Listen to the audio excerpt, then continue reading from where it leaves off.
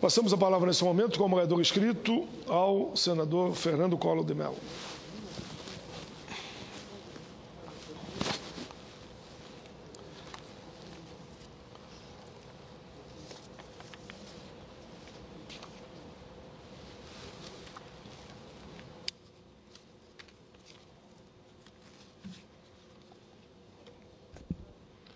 Senhor presidente, senador Paulo Paim, senhoras e senhores senadores, em pronunciamentos desta tribuna, tenho abordado a constatação de que o país passa por um pernicioso e autêntico processo de esfacelamento de seus poderes e de suas instituições. Os motivos são diversos, sejam eles de natureza constitucional, política ou administrativa. Porém, independentemente dos aspectos teóricos e conceituais que envolvam o tema e justifiquem este cenário, o fato é que, na prática funcional, os exemplos se multiplicam. O mais recente episódio que comprova o que tenho dito atinge diretamente o poder legislativo, por meio de uma inoportuna, infeliz e controversa declaração do Procurador-Geral da República, senhor Roberto Gurgel Santos, já conhecido, aceito e tido como o prevaricador-geral da República. Trata-se, senhor presidente, da cínica e ousada manifestação do senhor Roberto Gurgel Santos em qualificar não só a aprovação da PEC 37 de 2011 por uma comissão da Câmara dos Deputados como uma ação orquestrada do Congresso, mas principalmente as conclusões do relator da CPMI, que pede o seu indiciamento, dizendo ele, o seu procurador, que isso se trata de uma retaliação ao papel desempenhado pelo Ministério Público Federal no curso da ação penal, ainda sob julgamento no Supremo Tribunal Federal. Esquece o Procurador-Geral da República, senhor presidente, que o Congresso Nacional representa um poder da União e, como tal, age política e institucionalmente, por meio de seus integrantes, suas comissões e seus partidos, em defesa das prerrogativas constitucionais que lhes são garantidas, inclusive para evitar abusos de outros poderes e de órgãos diversos, ainda que estes não constituam um poder nos termos da Constituição Federal. Confunde o senhor Roberto Gurgel Santos duas situações distintas. Ele confunde duas situações absolutamente distintas, das quais ele é incapaz de fazer uma correta separação. Uma é a sua prevaricação, comprovada prevaricação, seus crimes e improbidades cometidos que se restringem à esfera pessoal, individual e funcional pelo cargo que ele exerce e pelas atitudes por ele tomadas.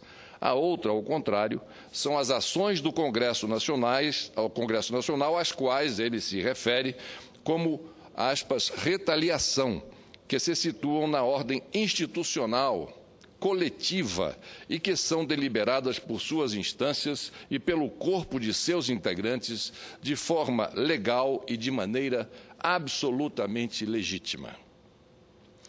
Senhor presidente Paulo Paim, senhoras e senhores senadores, depois de cometer toda espécie de crimes e transformar o órgão que dirige numa autêntica cafua, o Procurador-Geral da República, não satisfeito, quer agora afrontar assintosamente um poder republicano, seus colegiados e, mais ainda, aos membros legitimamente eleitos pela população.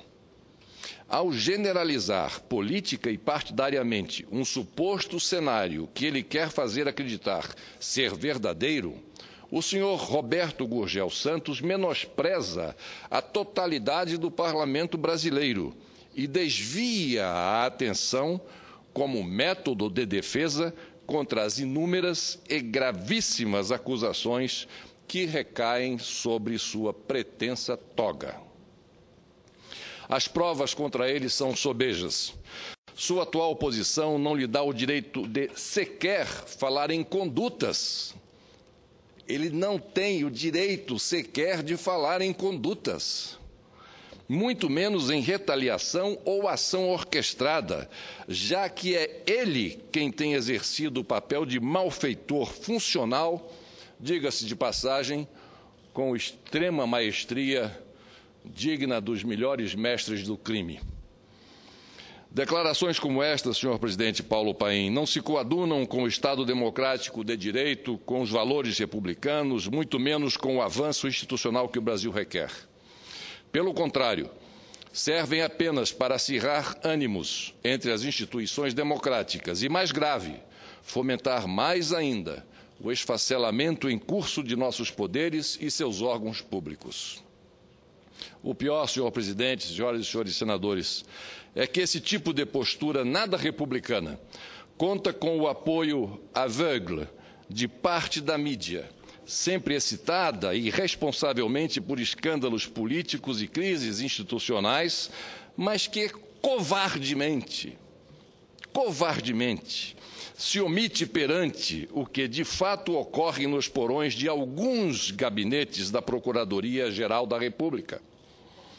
Ou seja, para esse pessoal, relatores no Parlamento, comissões deliberativas e órgãos de controle devem existir apenas para dar um ar de normalidade ao Brasil.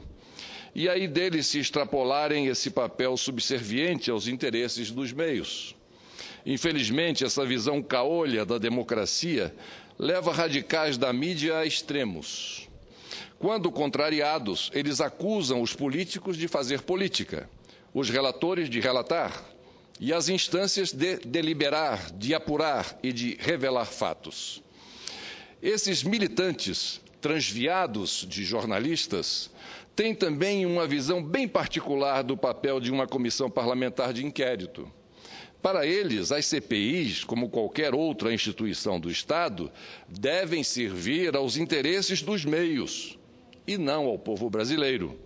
CPI boa para eles, esses transviados jornalistas, é aquela que eles podem manipular. É o que eles querem fazer, manipular os resultados da CPMI, que está agora por se findar. Neste caso, senhor presidente, refiro-me em especial às denúncias que tenho feito em relação à conduta do Procurador-Geral e seus asseclas em vários episódios e às 6 representações por mim apresentadas isoladamente em diversificadas áreas e esferas de controle e julgamento no tocante à inação do chefe-maior do Ministério Público Federal perante o inquérito da Operação Vegas, em que, a farta prova, ele prevaricou. Ou será que o senhor Roberto Gurgel Santos imagina que, se não houvesse a ação penal em curso, os seus crimes, a sua conduta, suas ações, inações e omissões não seriam desvendadas, denunciadas e que passariam despercebidas? Com quem ele, o Procurador-Geral da República, pensa que está lidando? Com um poder acéfalo e com centenas de parlamentares apedeutas, descomprometidos e irresponsáveis?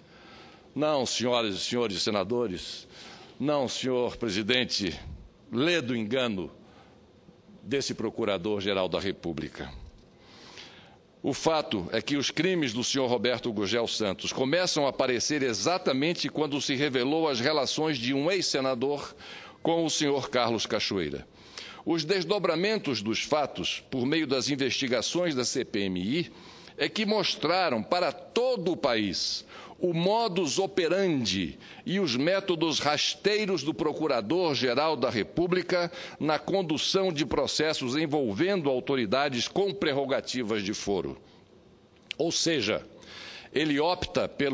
o Procurador-Geral, ele opta pelo sobrestamento, pelo engavetamento e pela inação propositada como instrumento de poder, de pressão e de chantagem. Esta é a sua conduta. Soma-se a isso o fato de que, dessas revelações iniciais, derivaram outros métodos por ele adotados, como a concentração de processos daquela natureza, ou seja, com prerrogativas de foro, nas mãos de sua esposa, a subprocuradora-geral da República, e sua manus longa, Cláudia Sampaio Marques. Do mesmo modo, revelou-se seu costume de vazar ou mandar vazar a revista Veja, sempre ela, documentos, informações e depoimentos sob segredo de justiça. Também ficou demonstrada a aptidão do Procurador-Geral para perseguir e barrar nomes de supostos desafetos seus ao Conselho Nacional do Ministério Público, utilizando-se de meios subterrâneos como dossiês falsos e documentos apócrifos, visando tão somente desabonar seus adversários. Ou seja, ele sim, o senhor Roberto Gurgel Santos, é que é dado às ações orquestradas contra autoridades com prerrogativa de foro e a retaliação, ele sim a pratica contra supostos desafetos no âmbito da política interna do Ministério Público Federal. Infelizmente, senhor presidente, senhoras e senhores senadores, é essa espécie de autoridade, este pesado tuiuiu, que representa e comanda a instituição republicana encarregada de defender os interesses da sociedade. Nesses casos, envolvendo o Procurador-Geral da República, a aplicação direta da teoria do domínio do fato mostra-se aquém, insuficiente e subliminar às suas práticas. Quando muito, a teoria pode ser utilizada como peça subsidiária. Seu papel em todos os crimes por ele cometidos vai além da simples condição de conhecedor e dominador dos fatos em função do posto de hierarquia mais alta. A verdade é que o senhor Roberto Gurgel Santos é o agente principal, autor direto dos fatos na maioria dos crimes que tenho denunciado. Ele não só tinha o domínio dos fatos, como detinha o domínio dos atos. O mesmo, senhor presidente, pode-se dizer em relação à direção da Veja, frente à coabitação criminosa de seus jornalistas com o grupo contraventor. Aliás, sobre esse núcleo, Tivita Policarpo, trata-se de um outro capítulo, em que se agrava a condição de dominar os fatos para a índole de fabricar os fatos. No que se refere ao indiciamento do senhor Policarpo Júnior, também conhecido pela alcunha no mundo do crime como Caneta, Poli, Júnior e que outros, proposto pelo relator da CPMI, faço questão de trazer ao conhecimento da Casa trecho de um artigo recente do experiente jornalista Paulo Nogueira, ex-editor desta revista Veja, São Paulo, ex-diretor de redação da revista Exame, ex-diretor da editora Globo. Ao comentar o relatório da CPMI, apresentado na última semana por Sua Excelência o deputado Odair Cunha, o jornalista assevera, abro aspas, os telefonemas trocados entre Cachoeira e Policarpo revelam uma intimidade inaceitável no bom jornalismo, uma camaradagem que vai além dos limites do que é razoável. Por ter se tornado tão próximo de Cachoeira, continua o jornalista, por ter se tornado tão próximo de Cachoeira, ele, o Caneta, o senhor Policarpo Júnior, acabou se deixando usar por um grupo no qual o interesse público era provavelmente a última coisa que importava. Logo, havia um envenenamento já na origem, nas informações que ele recebia e que ele publicava. É necessário que Policarpo enfrente o mesmo percurso de outros envolvidos neste caso.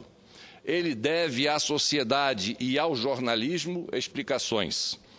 Teria sido infame não arrolá-lo.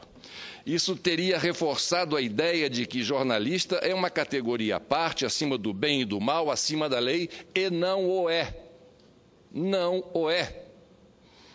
Não existe nenhuma ameaça à imprensa livre, à imprensa independente ou imprensa crítica, quando jornalistas são instados a se explicar à justiça. Essa é uma espécie de chantagem emocional e cínica que a grande mídia vem fazendo na defesa de sua própria impunidade e intocabilidade. Todos sabemos quantos horrores e desatinos editoriais são cometidos sob o escudo oportuno da imprensa crítica. Nos países desenvolvidos, no entanto, o quadro é outro. Nesta mesma semana, a jornalista inglesa Rebecca Brooks, e até pouco atrás a rainha dos tabloides e favorita do seu ex-patrão Rupert Murdoch, foi indiciada pela justiça britânica sob acusação de ter pagado propinas para policiais em troca de furos para um dos jornais que dirigiu, o Sun. E aqui eu fecho aspas. Enfim, senhor presidente, senhoras e senhores senadores, resta mais do que claro, por tudo que aqui tenho explicitado e denunciado, ser absolutamente normal e esperado o indiciamento e a inclusão no relatório final da CPI de nomes como Roberto Gurgel Santos e Policarpo Júnior, como bem concluiu o deputado Odair Cunha em seu contundente, detalhado e preciso documento final. Entretanto, por tudo que já provei e trouxe ao conhecimento desta Casa e da própria Comissão, vou apresentar ainda hoje uma série de sugestões por escrito à Sua Excelência, o relator, no sentido de incluir outros nomes desses dois núcleos do esquema criminoso apurado. O núcleo Tivita Policarpo e o núcleo Gurgel Cláudia Camanho. Aliás, senhor presidente, o procurador da República, Alexandre Camanho, vale aqui lembrar, além de ser o operador, o factotum do senhor Roberto Gurgel Santos, é a autoridade que se recusa a responder requerimentos com base na Lei de Acesso à Informação. Vejam que coisa. Ou seja, trata-se de um guardião da lei, em defesa da sociedade, mas que escancaradamente descumpre a lei. Talvez por se considerar acima dela. Afinal, de que o senhor tem medo, senhor Camanho? O senhor tem medo do quê? Assim, vou propor o indiciamento dele, Alexandre Camanho de Assis, dos procuradores Léa Batista Oliveira e Daniel Rezende Salgado, bem como da subprocuradora-geral Cláudia Sampaio Marques, a manos longa do Gurgel.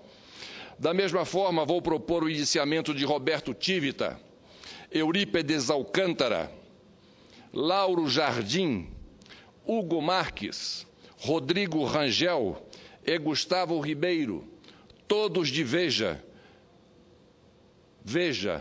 que lhes serve de coito. Por fim, senhor presidente, senhoras e senhores senadores, apresentarei também emendas aditivas à PEC sugerida pelo relator, de modo a acrescentar na composição dos Conselhos Nacionais de Justiça, o CNJ, e do Ministério Público, o CNMP, 2 representantes da Defensoria Pública.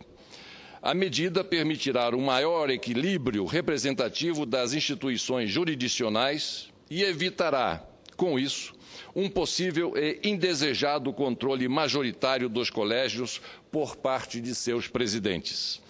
Além disso, constará de minha proposta novo dispositivo à Constituição, para estabelecer que o presidente do Conselho Nacional do Ministério Público somente possa votar nos casos de empate, o que reverterá a indecente alteração no regimento interno do órgão, promovida agora, há pouco, sempre nos esconsos daquela cafua em que se transformou a Procuradoria-Geral da República, promovida pelo Procurador-Geral, que permite a ele, como presidente do colegiado, votar 2 vezes, ou seja, o voto como membro e o voto de Minerva.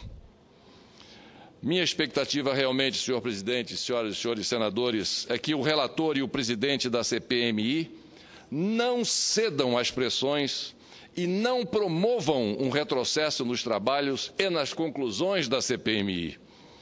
Retirar nomes do relatório final a esta altura seria uma afronta ao bom senso, um arremedo intempestivo e um atentado à justiça.